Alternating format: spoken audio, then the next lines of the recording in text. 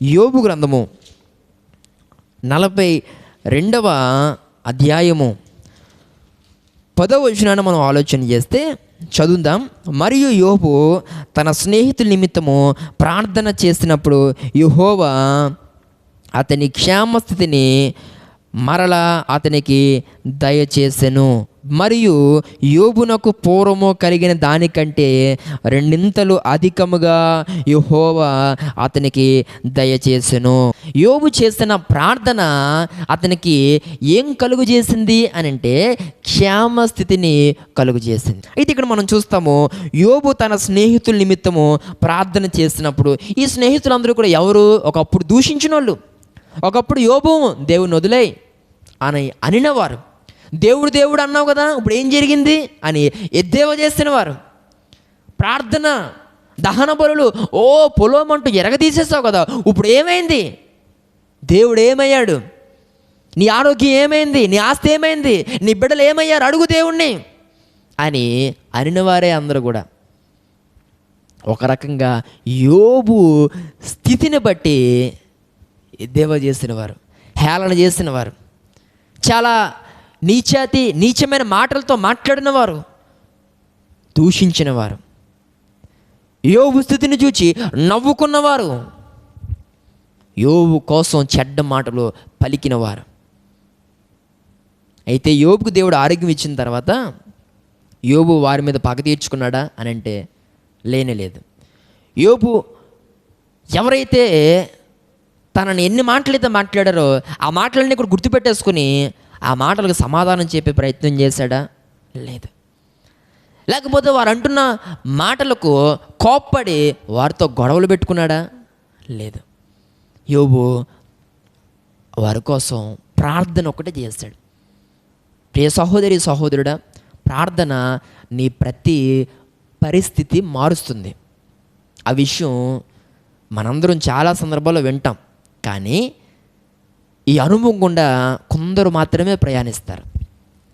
ఈ యొక్క ప్రత్యేకమైన సమయంలో దేవుని సేవకునిగా చెప్తా ఉన్నాను, ప్రార్థన అనేది నీ జీవితంలో ఆగిపోతే నీ జీవితంలో మార్గాలు మూసిపోతాయి, క్షేమము అనేది నీకు దూరం అయిపోద్ది, నాశనాలు అనేవి నీకు మరింత దగ్గరికి వచ్చేస్తాయి, బాధలు ఇబ్బందులు అనేవి నీ చుట్టూరా ఉంటాయి, నువ్వు వాటి మధ్య ఉంటావు. ఎప్పుడు ప్రార్థన లేనప్పుడు ద్వారాలు మూయబడతాయి, మార్గాలు మూయబడతాయి, అవకాశాలు దూరం అయిపోతాయి, ఆశీర్వాదాలు నీకు కనబడనంత దూరంలో ఉంటాయి, నీ ఆశలు అడి ఆశలు అయిపోతాయి, ఆరోగ్యము క్షీణించిపోతుంది,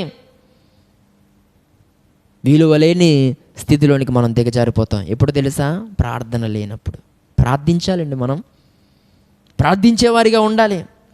క్రైస్తవునికి ఆయుధం ఏంటో తెలుసా? ప్రార్థనే కదా. ఈరోజు నీ జీవితంలో ప్రార్థన అనుభవం గుండా నువ్వు ముందుకు వెళ్తా ఉన్నావా? నేను అంటాను, నీ ప్రార్థన ప్రారంభ దినాల్లో ఎంతో బాగుండేదో, కానీ ఇప్పుడు నీ ప్రార్థన ఎలా మారిపోయిందని అంటే ఏవో కొన్ని ఉమ్ముతడి మాటలతో లేక కొన్ని అలవాటుతో కూడినటువంటి మాటలతో అలాగా టైంపాస్ చేసేసేటువంటి ప్రార్థన ఈరోజు నువ్వు చేస్తున్నావు. అవునా కాదా? 5 నిమిషాలు ఆగకుండా ప్రార్థన చేయమంటే దాంట్లో సగానికి సగం ప్రార్థన అంతా ఏంటనంటే, ప్రభువా నీకు స్తోత్రాలు స్తోత్రాలు, నాయనా నీకు స్తోత్రాలు స్తోత్రాలు, స్తుతులు స్తుతులు. ఇదేనా? స్తుతించడం తప్ప నేను అనటం లేదు, నన్ను మరొకలా మీరు అర్థం చేసుకోవద్దు. కొన్ని సందర్భాల్లో అక్కడ ఏం పలకాలో నీకు తట్టకపోతే, అక్కడ ఏ మాట మాట్లాడాలో లేక ఏమి ప్రార్థించాలో నీకు అర్థం కాకపోతే స్తుతులు స్తోత్రాలతో టైంపాస్ చేసేసేటువంటి ప్రార్థన అనుభవంలోనికి వచ్చేసావు నీవు. ఇప్పుడు నా మాట అవాస్తవం అయితే కనుక ప్రార్థించు, ఒక 10 నిమిషాలు ప్రార్థించు. ఏ రకంగా నీ ప్రార్థన జీవితం ఉందో ఒకసారి ఆలోచన చెయ్యి, నీకు అర్థమైపోద్ది. ఒక్కసారి కొన్ని సందర్భాల్లో సందర్భానుసారంగా ప్రార్థించేటువంటి ఆ అనుభవం నీకు లేకుండా పోయింది. ఒక సందర్భం ఇస్తే మరొక సందర్భం కోసం ప్రార్థన చేస్తావు. ప్రారంభ ప్రార్థన అని అంటే అవసరం లేని విషయాలన్నీ కూడా ప్రస్తావిస్తూ ప్రార్థన చేస్తావు. వాక్యం కోసం ప్రార్థన చేయమంటే పాటలు పాడిన వాళ్ళ కోసం చేస్తావు. చేయబడిన ఆరాధన కోసం చేస్తావు, లేకపోతే కొన్ని సమస్యల కోసం చేస్తావు. ఈరోజు సందర్భానుసారంగా ప్రార్థించేటువంటి ఆ అనుభవం ఒకప్పుడు ఉండేది నీకు, కానీ ఇప్పుడు కోల్పోయావు. అది ఆ ప్రార్థన, ఆ స్థితి కోల్పోయావు నీవు. సందర్భానుసారంగా ప్రార్థించడం రాదు. ప్రార్థన మొదలు పెడితే దేవుని నుండి కార్యాలు వెంటనే పొందుకోగలిగేట ప్రార్థన చేస్తున్నాం మనం. ప్రియ సహోదరి సహోదరుడు, లేదండి మనము ప్రార్థన జీవితంలో దిగజారిపోయాం. ఒప్పుకుంటే ప్రార్థన వస్తుంది.